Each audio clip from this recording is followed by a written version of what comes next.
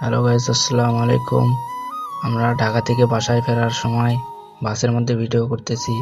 আমার মামা আছে, আমার ছোট আপু আছে, সাথে আমার মামিও আছে।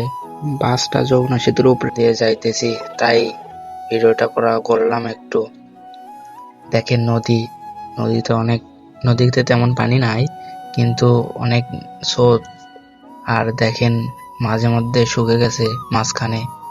আর দেখেন গাড়িগুলো অনেক স্পিডে যাচ্ছে, বোঝা যাচ্ছে না ঠিক মতো। আর পুরা নদীটা আমি, আমার মামি, আমার মামা, হালিমা, আমরা কয়জনই আছি। আমার মামির মাথা ব্যথা একটু করতেছে, আর হালিমা আমার ভিডিও করা দেখতেছে।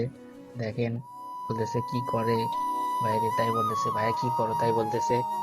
তারপরে আকাশের দিকে তাকালাম, দেখি যে মেঘ করে আছে, রোদ মেঘেতে ঢেকে গেছে।